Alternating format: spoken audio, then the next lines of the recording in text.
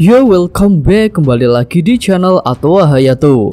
Bagaimana kabar nakama sekalian? Semoga selalu baik-baik saja. Yos, ini adalah full shop untuk 1041. Di sini alur ceritanya sudah terlihat jelas dan selamat menikmati. Judul chapternya adalah Komurasaki. Lalu untuk covernya menunjukkan sosok puding yang menghajar Ninji dan Yonji karena keduanya telah menghina Sanji. Lanjut masuk ke cerita. Bagian awal menunjukkan Momonosuke yang masih bicara dengan Yamato mengenai Zunisa. Momo mengatakan bahwa dia sudah bicara panjang lebar dengan Zunisa mengenai kejadian di masa lalu.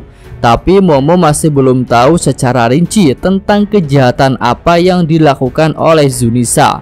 Lalu kita diperlihatkan sosok gajah Zunisa yang sudah semakin dekat dengan armada pemerintah dunia. Tapi gajah raksasa itu belum melakukan penyerangan. Mendengar bahwa Momo bisa bicara dengan gajah, Yamato pun jadi senang.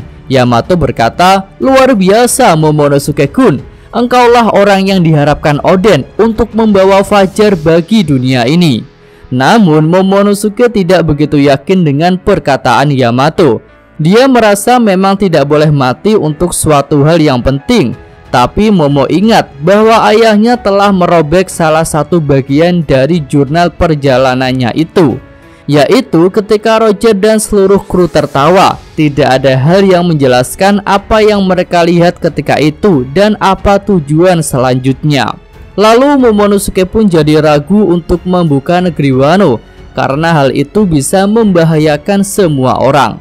Tapi putra Oden Kozuki itu menyadari bahwa dia tidak berani membuka Wano karena sifat pengecut yang ada dalam dirinya. Yamato pun terlihat murung setelah mendengar hal itu dari Momonosuke. Oke, lanjut kita beralih ke lokasi pertarungan Raizo versus Fukurokuju. Di sini Fukurokuju sudah tumbang dan hilang kesadaran. Dengan begitu jurus yang mengikat Raizo jadi terlepas. Setelah bisa bergerak, Raizo berguling-guling untuk memadamkan api. Dan beruntungnya ketika itu Jinbe muncul. Jinbe pun terlihat akan menolong Raizo yang sedang terbakar. Nah, pertarungan antara dua ninja pun berakhir dan terkonfirmasi bahwa pemenangnya adalah Raizo. Oke, lanjut kita menuju ruang bawah tanah, lokasi Orochi dan Komurasaki. Di sini Orochi cemas karena Fukurokuju belum juga muncul. Dia pun menduga pimpinan Oribabansu itu telah pergi sendiri meninggalkan dirinya. Lalu Orochi juga mempertanyakan keberadaan Kazenbo yang belum selesai menjalankan tugasnya. Sementara itu Komurasaki masih terus memainkan samisenya. Orochi pun berkata kepada Komurasaki, "Hei Komurasaki, mengapa kau terus bermain dengan situasi seperti ini? Dan mengapa kau selalu memakai topeng itu? Apa mungkin kau hanyalah hantu dan Komurasaki yang asli sudah mati?" Lalu tiba-tiba atap runtuh menimpa Orochi. Shogun itu pun terperangkap dan dia meminta tolong kepada Komurasaki. Orochi berkata, "Apa yang kau lihat Komurasaki? Cepat tolong aku." Komurasaki pun menjawab, "Aku sudah menusukmu dengan batu laut sehingga kau tak bisa berubah jadi wujud monstermu." Mendengar jawaban itu, Orochi jadi terkejut dan dia berkata, "Ada apa denganmu Komurasaki? Apa kau tak mencintaiku?" Komurasaki menjawab, "Apa? Mencintaimu? Hal itu sungguh lucu Orochi. Tentu saja tidak ada rasa seperti itu di dalam hatiku."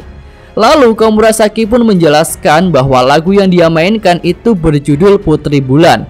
Dan itu adalah lagu yang sangat disukai oleh Oden Kozuki. Dan Oden Kozuki adalah ayahnya. Nah, fakta itu membuat Orochi sangat terkejut. Dan scene pun langsung berganti ke lokasi yang lain. Di sini ada pertarungan Izo versus 2 CP0. Terjadi adu serangan. Izo melakukan beberapa tembakan dan para CP0 melawan menggunakan teknik Shigan. Izo terkena serangan dan dia berkata, "Kau harus bertahan, Kiku." Sementara itu kedua agen CP0 juga terjatuh. Salah satu dari mereka terluka parah. Sementara bos CP0 juga terluka namun tidak terlalu parah. Kedua agen CP0 itu pun cukup terkejut dengan keterlibatan sisa-sisa kru Shirohige dalam pertempuran ini. Lalu tiba-tiba Denden Mushi berdering. Ternyata itu adalah panggilan dari pemerintah dunia kepada kedua agen CP0. Dan turunlah sebuah perintah baru. yaitu Luffy si topi jerami harus dihapuskan. Bos CP0 pun berkata, "Apa yang kau bicarakan? Saat ini topi jerami sedang bertarung dengan Kaido. Apa kau ingin aku menghalangi pertarungan Kaido? Hal itu sungguh tidak mungkin." Denden Mushi itu menjawab, "Aku tahu hal itu tidak mungkin. Tapi pertarungan ini menentukan nasib dunia selanjutnya. Dan kita harus mencegah hal buruk itu terjadi." Nah, ketika bos CP0 sedang menelpon, The Asterix kembali bangkit. Dan dia berkata, aku tak akan mati hanya dengan cara seperti itu." Sementara itu Izo masih pingsan. Nah, selanjutnya kita melihat keadaan tim Sar Usopp dan rekan-rekannya. Mereka sedang berusaha lari dari ruangan kastil yang sudah mulai runtuh. Di sini terlihat juga Hamlet sedang membawa Kinemon dan Kiku yang terluka. Lalu selanjutnya diperlihatkan sosok Nekomamushi, Carrot, dan Wanda. Setelah berhasil mengalahkan Perospero, mereka kembali masuk ke dalam kastil. Lalu kita juga bisa melihat keadaan Franky yang akhirnya telah berhasil menolong Zoro. Franky tiba tepat waktu saat Zoro akan terjatuh, dan Franky pun mengamankan Zoro. Lalu ada percakapan mengenai Zeus dan Nami. Di sini Zeus tahu bahwa Big Mom telah dikalahkan. Zeus pun ingin menolong Big Mom, tapi Nami melarangnya. Nami memberikan pilihan mau menolong Big Mom atau tetap bersamanya. Zeus pun memilih untuk tetap bersama Nami. Nah, selanjutnya ada juga Otama dan Speed. Ternyata mereka bertemu dengan Marco. Dan di sini Marco sedang berusaha menyembuhkan Hihimaru dan Komachio. Lalu selanjutnya diperlihatkan juga keadaan Kid dan Law yang kelelahan. Mereka roboh sambil melihat batu yang runtuh dari atas. Kid berkata, "Haruskah kita bersiap untuk bertarung lagi?" Dan Law menjawab, "Kurasa tidak perlu. Jika yang turun dari atas itu adalah Kaido, maka kita sudah tak punya kesempatan untuk menang." Nah, selanjutnya Shin menuju lokasi Luffy dan Kaido. Setelah mengadu haki, pertarungan mereka terhenti beberapa saat. Kaido pun berkata, "Apa kau merasakannya, Mugiwara? Anak-anak nakal itu sudah berhasil mengalahkan Linlin." Luffy pun menjawab, "Iya, mereka berhasil, sungguh luar biasa." Nah, selanjutnya ada flashback tentang Kaido dan Big Mom yang masih muda. Big Mom berkata, "Hei, apa kau bisa bicara? Mama, berapa usiamu?" Kaido menjawab 15 tahun. Big Mom pun kembali bicara, "Betapa mudanya dirimu. Apakah ini pertama kalinya kau bergabung dengan Rocks? Aku adalah Lilin, wanita yang akan jadi raja lautan. Senang bertemu denganmu." Setelah mengingat itu, Kaido masuk ke mode menangis. Dia pun teringat mengenai janjinya dan Big Mom untuk menemukan One Piece bersama-sama. Lalu saat Kaido menangis, Luffy langsung berubah ke mode Gear Force Nightman. Dan Luffy menggunakan teknik baru yaitu 9 ular serpen atau bisa juga disebut Hydra.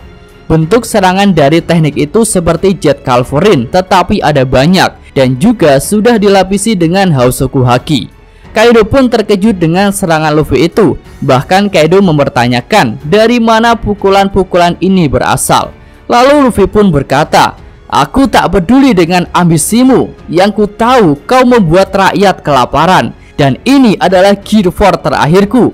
Dan aku tak akan berhenti menyerangmu hingga kekuatanku habis.